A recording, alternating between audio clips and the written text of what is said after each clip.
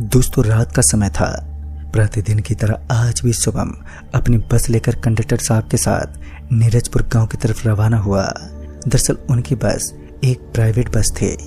काफी दिन बीमारी झेलने के बाद अब जाकर शुभम की हालत में थोड़ा सुधार देखने को मिला और उसी दौरान वो वापस से अपने काम में लग गया। अपने काम के प्रति उसके अंदर कोई पाप नहीं था।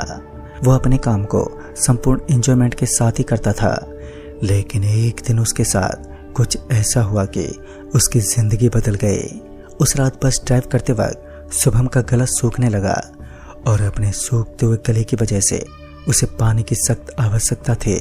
वो उन गांव को पार कर चुका था जिसके अंदर वो अपनी अच्छी खासी जानकारी रखता था। ऊपर से बस के अंदर कोई भी यात्री नहीं था जिससे वो पानी की बोतल मांग सके। और फिर शुभम के मन में ख्याल आया कि अब देर रात हो चुकी है तो उन्हें होटल पर ही खाना खा लेना चाहिए। शुभम अपने कंडक्टर साहब के साथ बस से नीचे उतरा तो उसके पैर पर कुछ जोर से लगा। जब उसने अपने फोन की टॉर्च चलाकर उस चीज को देखा तो उसने पाया कि वो कांच के गिलास से भरा हुआ एक डब्बा था। शुभम ने उस कांच से भरे गिलास वाले डब्बे को बस के अंदर रख दिया। तभी उसे ये लगा कि शायद कोई सड़क पर भूल गया होगा, लेकिन ऐसा भी एहसास हो रहा था कि उसके अंदर कोई कांच का गिलास नहीं बल्कि कुछ और ही है। शुभम से रहा नहीं गया और उसने उस डब्बे को अंततः खोल ही लिया। वस्तुतः उस डब्बे को खोलते ही उसके अंदर से कुछ बहुत तेज निकला और जिस कारण शुभम के साथ साथ रौनक जो उस बस का कंडक्टर था उसकी भी आंखें एक पल के लिए बंद हो गईं। और उसके बाद जब शुभम ने अपनी आंखें खोले तो उसने पाया कि उस डिब्बे के अंदर सफेद सफेद कुछ रखा हुआ था। कुछ ऐसी चीज जो आज तक शुभम ने देखी नहीं थी। वैसे तो सड़क पर पड़ी चीजों को हमें उठाना नहीं चाहिए। एक तो शुभम बस ड्राइवर था और ऊपर से उसने इस चीज को उठाकर एक गुनाह सा कर दिया था। फिर उसने उस डिब्बे को पास में बनी खाई के अंदर फेंक दिया।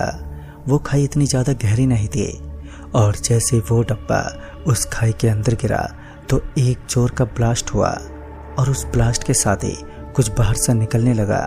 शुभम ने इस बात को नजरअंदाज कर दिया, लेकिन उसके कंडक्टर को बड़ा ही अजीब लग रहा था। रौनक जो उस बस का कंडक्टर था उसने शुभम को यहाँ से निकलने को कहा, लेकिन शुभम आज पहली बार इस होटल पर जाने वाला था जो नई नवेली लग रही थी। लेकिन ताज्जुब तो इस बात का था कि इस इलाके में एक होटल बनने के बावजूद भी उन्हें इस बारे में ज्ञात नहीं था। तभी वो दोनों उस सजी हुई होटल की तरफ चल पड़े। दरवाजे में पहुंचते ही उन्हें एक सर्वेंट दिखा जो शुभम को अपने पीछे पीछे आने का इशारा कर रहा था। दोनों ही उस सर्वेंट के पीछे चल पड़े। शुभम उस सर्वेंट को आवाज देते हुए बोला, हेलो भाई साहब, हमारे लिए एक पिज्जा ऑर्डर कर दीजिए। और इतना कहकर शुभम अपनी ही धुन में गाना सुनने लगा। लेकिन दूसरी तरफ रौनक के मन में अजीब ख्याल थे। इतनी बड़ी होटल थी और कस्टमर सिर्फ दो। बड़े ही ताजुब की बात थी। इतने में रौनक का एकदम से पूरा चेहरा उतर गया। उस होटल के अंदर जो सर्वेंट काम कर रहे थे उन सभी के पांव पीछे घूमे हुए थे। और इस नज़ारे को देखने के बाद रौनक ने तुरंत ही शुभम की ओर इशारा किया और उन सभी सर्वेंटों के पैरों की तरफ देखने को कहा। जब शुभम ने उस नज़ारे को देखा तो उसका भी दिल दहल गया। लेकिन वो नहीं जानते थे कि आगे का पूरा रास्ता ही भूतों से श्रापित माना जाता है। वो दोनों वहां से निकलने की फिराक में थे, लेकिन अगर वो यहाँ से सीधे मुंह निकले तो उन भूतों को उनके ऊपर शक होना एक आम बात है। पहले तो दोनों आपस में बातचीत करते रहे, लेकिन किसी तरह बहाने बनाकर यहाँ से निकलना चाहिए। लेकिन यहाँ से निकलने का आसानी से कोई भी रास्ता भी नहीं मिल पाया। इतने में हल्की हल्की बूंदाबांदी आरंभ हो गई और मौके का फायदा उठाते हुए शुभम और रौनक दोनों भागते हुए बस के अंदर चढ़ गए। वो सर्वेंट लगातार उनकी तरफ ही देखते रहे और वो दोनों अपनी बस में चढ़ते ही उन्हें जल्दबाजी होने लगी कि वहां से वो निकल जाएं। लेकिन इसी बीच उन्हें अपने पीछे से आवाज आई, अरे साहब जी, खाना तो कंप्लीट करिए। जब उन्होंने पीछे मुड़कर देखा तो उनकी सांसें थमने लगी। उनके पीछे एक सर्वेंट खड़ा था जिसके हाथ में एक नाश्ते की एक थाली भी थी। वो उसे लेकर बस की सीट पर रख देता है और उस थाली के अंदर एक पिज्जा था। पिज्जा देखने में बहुत ही स्वादिष्ट लग रहा था, लेकिन दूसरी तरफ उनके मन में यह भी था कि भूत प्रेत के द्वारा दी गई कोई भी चीज मौत से कम नहीं होती। तभी रौनक उस सर्वेंट के ऊपर भड़कते बोला, हमें ये पिज्जा नहीं चाहिए, अब हमें अपने घर जाना है।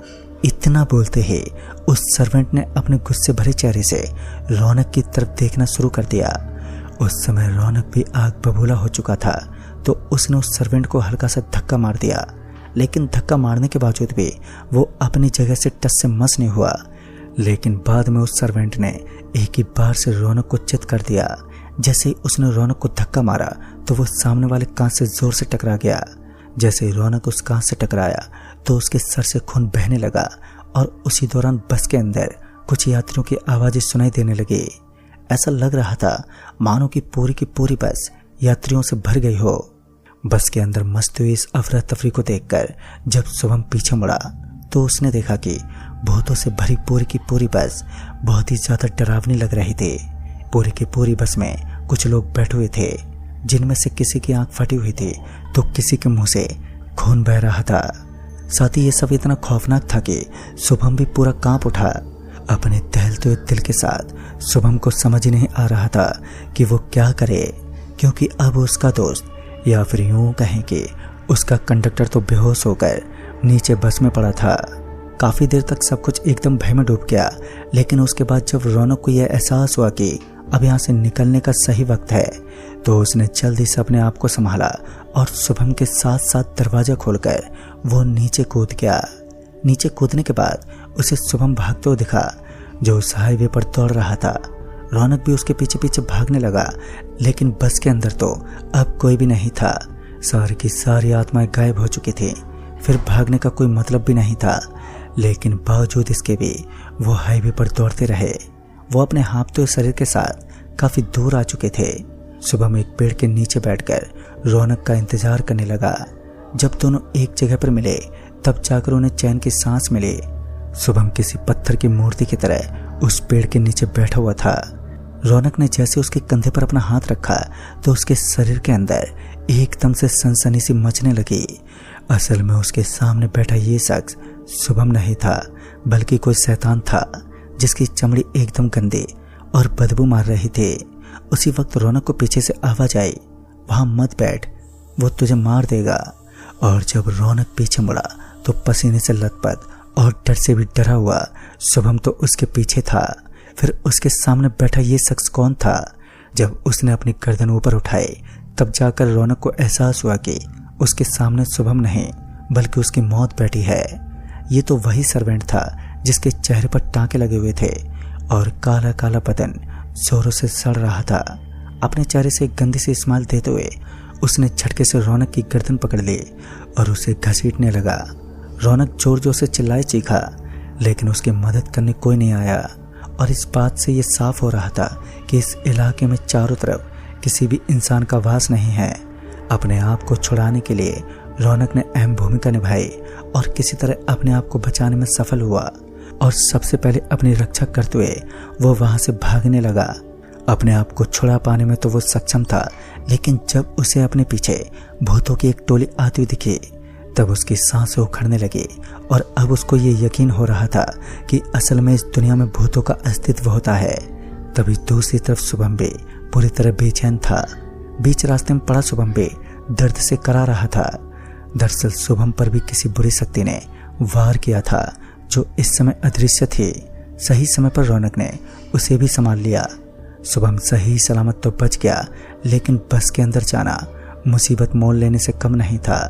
अब उन्हें कोई ऐसी जगह ढूंढनी थी जहां वो अपने आप को सही सलामत रख सके। एक बात भी सत्य है, जहां बुराई का कहर सर चढ़कर बोलता है तो अच्छाई का निशान वहां अवश्य ही मिल जाता है। कोई ऐसी शक्ति जो अपनी दिव्य शक्तियों से बुरी ताकतों पर कहर ढा सके। शुभम को याद आया कि आते समय उसे एक पीपल का पेड़ दिखा था, जिसके चारों तरफ धागे बंधे हुए थे और अवश्य वो एक तंत्र मंत्र से भरपूर पेड़ था, या फिर यूं कहें कि वहां किसी भगवान की पूजा की जाती थी। तभी शुभम ने रौनक को अपने पीछे आने को कहा और दोनों दोस्त हाथ जोड़ते हुए उस पीपल के पेड़ के पास पहुंच गए। सही से देखने पर उन्हें पता चला कि वहां किसी भगवान की मूर्ति रखी हुई थी और दीपक चल रहा था, और उन्हें भी एहसास हुआ कि इससे शांति प्रिय जगह उन्हें नहीं मिलेगी। उन्होंने तुरंत ही वहीं पर बैठने का फैसला किया। फिर उन्हें अपने बस के ऊपर भूतों का एक भी झुंड नजर नहीं आया, जो देखने में बड़ा ही खौफनाक और डरावना लग रहा था। ऐसा लग रहा था मानो उस होटल का पूरा स्टाफ उस बस के ऊपर आ चुका है। अपनी समस्त कोशिशों के बावजूद भी वो भूतों का झुंड शुभम और रौनक के पास नहीं पहुंच पाया और आखिर में वो दोनों उस होटल के दानवों से अपनी जान बचाकर निकल ही गए। दोस्तों, उस रात उन दोनों ने कुछ ऐसी भयानक ताकत से सामना किया जो उनके दिल में आज भी गदर मचाती है।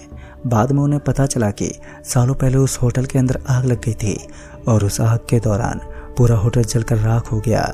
उस दिन के बाद सारे के सारे सर्वेंट मैनेजर की आत्मा के साथ भटकती हैं जो उस होटल में काम करते थे। जो भी लोग रात में उस होटल के अंदर जाने की हिम्मत करते हैं तो वो उन्हें जिंदा नहीं छोड़ते और कुछ लोग अपनी जान बचाकर वहां से निकल जाते हैं। तो दोस्तों, इस कहानी में बस इतना ही। तब तक के लिए बाय एंड टेक केयर।